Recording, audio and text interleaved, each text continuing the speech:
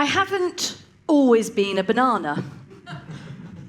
In fact, the journey from here to here was not what I quite expected.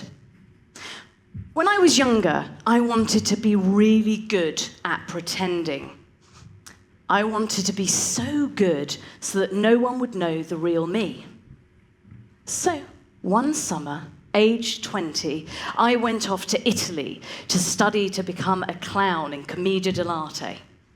What I discovered there was a form of theatre popularised in the 16th century, full of characters with social masks, a devious servant, a foolish old man, a captain, a lover, all stock characters that we would recognise in our pantomime today.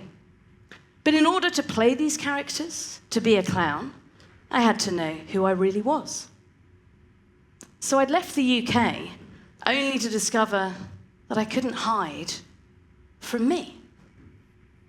This was not what I had signed up for. I was not happy. What do you mean you want me to look at my personal life? I want to pretend. And I so desperately wanted to carry on pretending. I didn't want to look at who the real Emma was. So I learned the physicality. I endured understanding stagecraft, and I learned how to hold a crowd. But to be a clown, you have to be the lowest status in the room. And as I stand here, dressed as a banana, I once again find myself the lowest status in the room. But I had to continue. I had to persevere. Somehow this driver about being on stage and wanting to pretend kept on winning.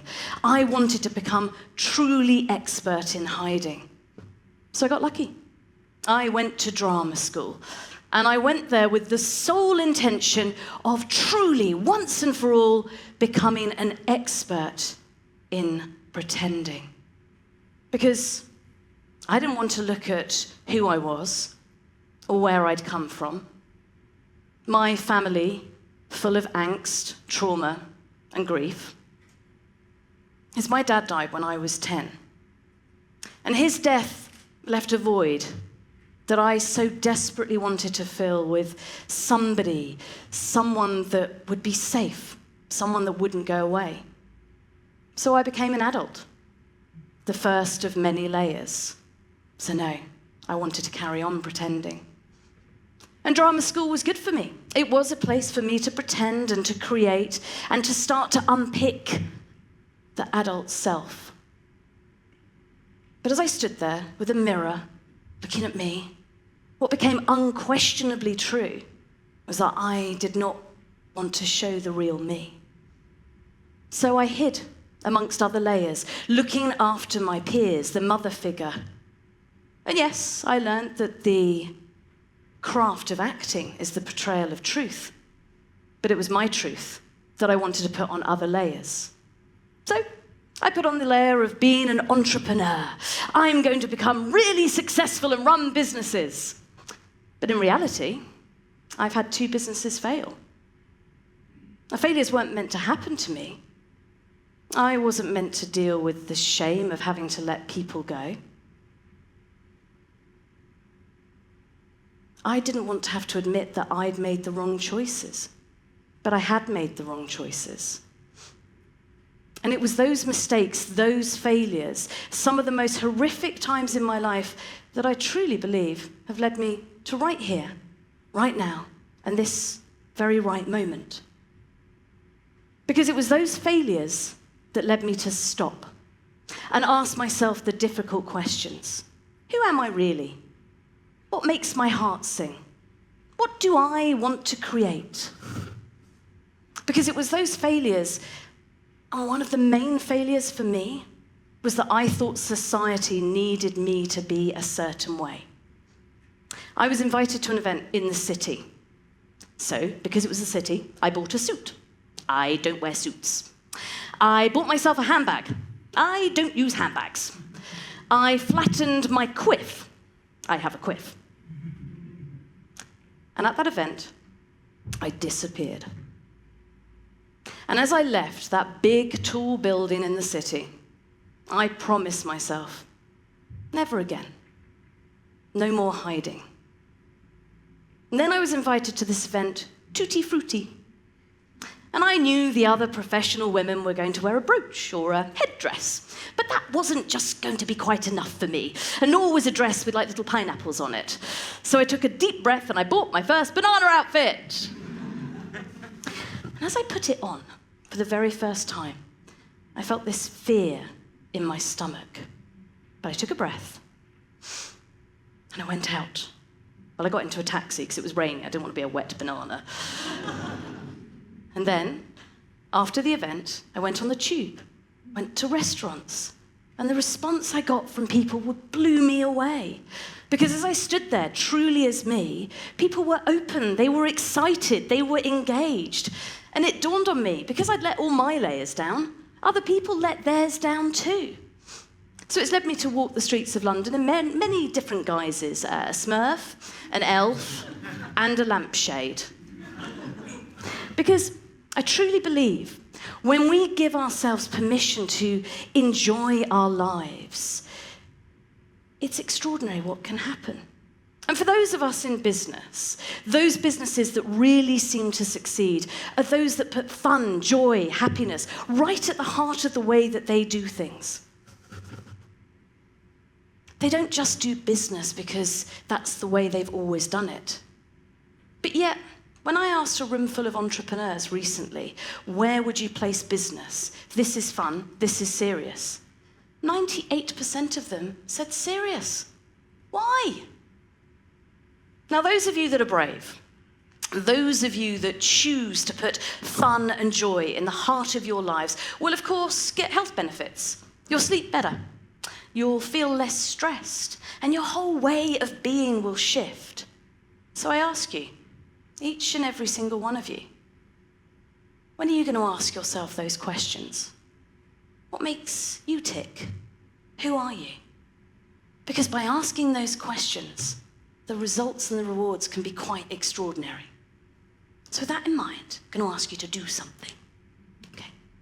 In a moment, I'm going to get you to all stand up, and I'm going to put a box in front of you. Don't worry, not really, it's invisible. And you're going to pull items out of your box like this. So I want you to think of your kitchen. Have you all thought of your kitchen?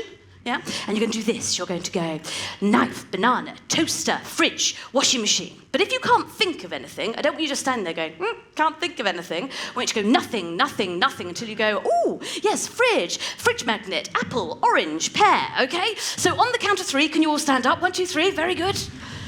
Very good. Okay. And now, on the count of 3, I want you to take items out of your box, thinking of your kitchen. Okay, 1, 2, 3, go!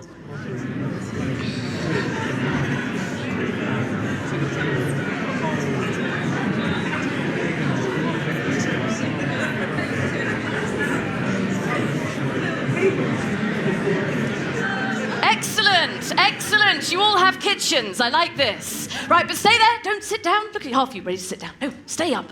Okay, now I'd like you to do exactly the same exercise, but this time you're going to take items out of your box from your very own planet. That's your very own planet. 1, 2, 3, go!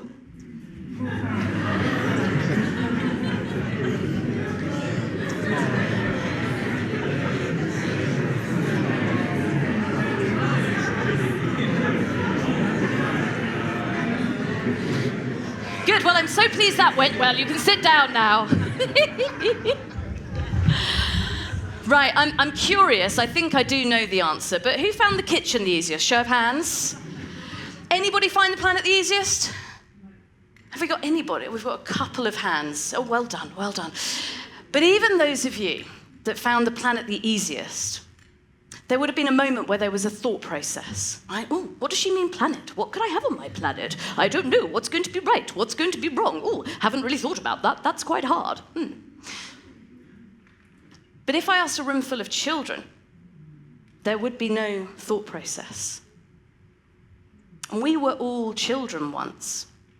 And I believe it's time that we all reconnect with that little girl or that little boy that's inside of us.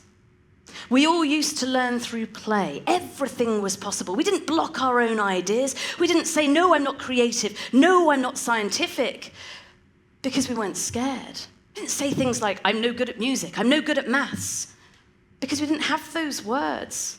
But yet, as adults, we put more and more challenges in our way. We put more and more obstacles in our path until we become paralyzed by our own limitations. It's time to live with more of a yes and attitude. And yes, why not? It's time to do the things that terrify you the most.